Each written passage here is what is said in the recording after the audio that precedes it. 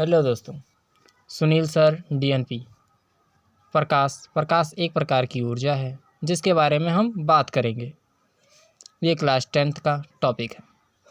अब हम प्रकाश के जो नीचे हैं ऊपर हैं सब चीज़ के बारे में बात करेंगे।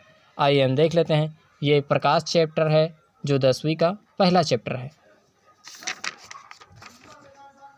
फिजिक्स चैप्टर 1 प्रकाश की। हमने प्रकाश की इस पार्ट का नाम रख दिया है। अब इसके नीचे देखते हैं। वैसे हम बता दें प्रकाश एक प्रकार की ऊर्जा है जो हमारी आँखों में संवेदना उत्पन्न करती है जिससे हमें वस्तुएं दिखाई पड़ती हैं। देख लें। लाइट प्रकाश ऊर्जा का वह रूप है जिसकी सहायता से वस्तुओं को हम देख पाते हैं।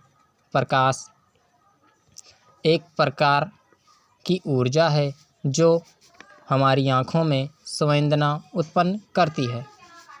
प्रकाश विद्युत चुम्बकीय तरंगों की तरह गति करता है।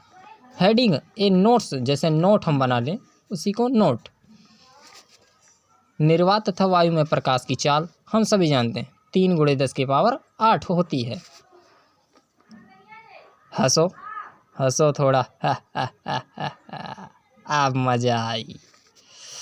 वस्तु 2 प्रकार की होती है। पहला प्रदीप, जैसे हमने कहा कोई चीज़ है वो 2 प्रकार की होती है। पहला प्रकाश ये 2 प्रकार का होता है। पहला प्रदीप्त और दूसरा अप्रदीप्त। तो प्रदीप्त वस्तुएं किन्हें कहते हैं? वह वस्तुएं जो स्वतः प्रकाश उत्पन्न करती हैं प्रदीप्त वस्तुएं कहलाती हैं। याद हो गया? देखो सिंपल। वह वस्तुएं जो स्वतः प्रकाश उत्पन्न करती हैं, स्वतः मतलब स्वयं प्रकाश उत्पन्न करती हैं, प्रदीप्त वस्तुएं कहलाती हैं। जैसे सूर्य, बल्ब, मोमबत्ती हम लिख सकते हैं। अप्रदीप्त वस्तुएं वह वस्तुएं जो स्वतः प्रकाश उत्पन्न नहीं करती हैं, अप्रदीप्त वस्तुएं कहलाती हैं। जैसे चंद्रमा।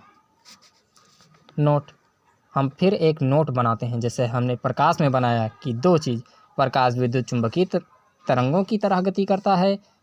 निर्वात तथा वायु में प्रकाश की चाल 3 × 10⁸ होती है। उसी प्रकार ये 2 प्रकार की होती हैं। कौन कौन सी? प्रदीप्त वस्तुएं, अप्रदीप्त वस्तुएं। नोट, प्रदीप्त वस्तुओं के प्रकाश की उत्परित होने से दिखाई देती है। इसका मतलब जब प्रदीप्त वस्तुएं हम अप्रदीप्त वस्तुओं पर पड़ती हैं तब हमें अप्रदीप्त वस्तुएं दिखाई देती हैं। प्रॉपर्टीज ऑफ लाइट, प्रकाश के गुण। अब कौन कौन से गुण होते हैं हम उनको भी जरा देख लें। पहला क्या है? प्रकाश विद्युत चुम्बकीय तरंगों के रूप में चलता है। ये चीज़ जान लीजिए, प्रकाश विद्युत चुम्बकीय तरंगों के रूप में चलता है। प्रकाश विद्युत चुम्बकीय तरंग है नहीं, के रूप में चलता है। प्रकाश को चलने के लिए माध्यम की आवश्यकता नहीं होती है। यह निर्वात में भी गति करता है। प्रकाश सरल रेखा में गति करता है। अपवर्तन के बाद प्रकाश की चाल, दिशा, तरंगदैर्घ्य बदल जाती है। चमकदार सतह से प्रकाश का परावर्तन होता है। श्वेत प्रकाश में 7 रंग होते हैं। हमने प्रिज्म पढ़ा है। प्रिज्म में ही विबगयोर, कौन सा चीज़? विबगयोर। वैसे ही श्वेत प्रकाश में 7 रंग होते हैं। प्रकाश की किरण, रे ऑफ लाइट। अब इसके बारे में हम देखते हैं। किसी समांग माध्यम में प्रकाश एक बिंदु से दूसरे बिंदु तक जिस सरल रेखीय पथ से होकर जाता है उसे प्रकाश की किरण कहते हैं। अब हम आगे चलते हैं अपने नोट्स पर। एक ही दिशा में जाने वाले प्रकाश की समूह को प्रकाश पुंज कहते हैं। कौन सा चीज़ कहते हैं? प्रकाश पुंज कहते हैं। जैसे मान लो ये चीज़ है और यहाँ से यहाँ, यहाँ, यहाँ, यहाँ, ये थोड़ा टेढ़ा हो गया है, इसको सीधा कर लीजिए। तो एक ही दिशा में जाने वाले प्रकाश के समूह को क्या कहते हैं? किरण पुंज कहते हैं या प्रकाश पुंज कहते हैं। ठीक है, चलो। अभिसारी प्रकाश पुंज, यदि आपतित प्रकाश की सभी किरणें एक ही बिंदु पर मिलती हैं तो उसे अभिसारी प्रकाश पुंज कहते हैं। देखो अब जैसे हम कर दें यही चीज़ यहीं से समझ लो। देखो किरणें जा रही हैं, क्या हो रहा है, जा रही हैं। तो यदि आपतित प्रकाश की सभी किरणें एक ही बिंदु पर मिलती हैं, ये मिलती हैं, मान लो ये प्रकाश आ रहा है, क्या कर रहा है, प्रकाश आ रहा है, तो यहाँ पर आकर मिलेंगी, इसे ही अभिसारी किरण पुंज कहते हैं। अब देखो दूसरे में अपसारी प्रकाश पुंज, यदि प्रकाश की किरणें एक बिंदु से फैलती हुई प्रतीत होती हैं, देखो यहाँ पर कोई बिंदु है, यहाँ से फैलेंगी, क्या होगा, फैलेंगी। चलो आवाज़ थोड़ा बाज रहा होगा क्योंकि सीधे ये मैं बोल रहा हूँ, एडिटिंग नहीं है।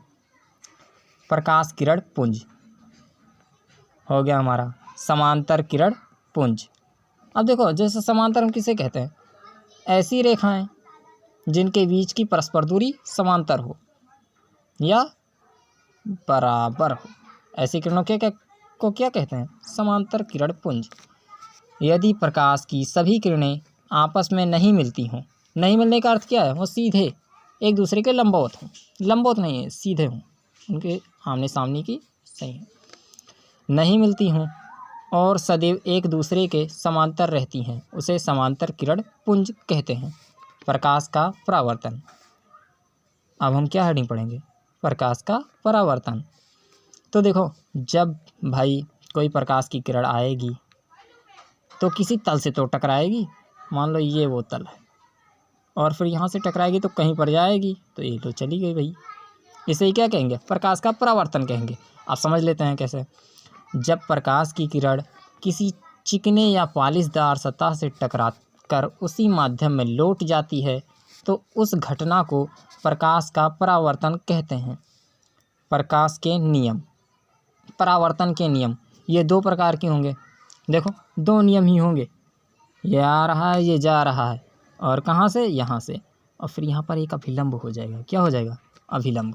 यही देखो आपतित किरण, परावर्तित किरण व आपतन बिंदु पर खींचा गया अभिलंब तीनों एक ही तल में होते हैं।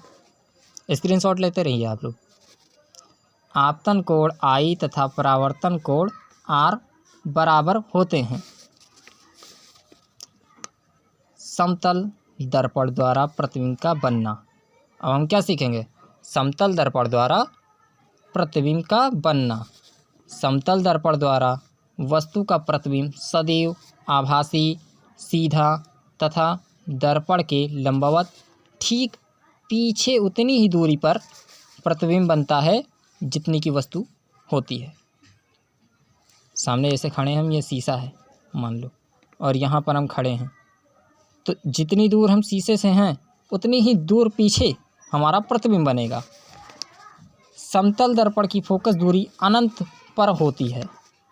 समतल दर्पण की फोकस दूरी कहाँ पर होती है, अनंत पर होती है। चलो अब हम आगे देखते हैं। समतल दर्पण द्वारा बने प्रतिबिंब का आकार वस्तु के आकार के बराबर होता है। कहाँ पर होता है, दर्पण के, समतल दर्पण द्वारा बने प्रतिबिंब का आकार वस्तु के आकार के बराबर होता है। चलो आज के लिए बस इतना ही। इम्पोर्टेंट लगा लीजिए क्योंकि आप लोगों को मैं जानता हूँ आपके दिमाग में बैठ गया होगा। एक बार वीडियो दोबारा देख लीजिएगा, आपको आ जाएगा।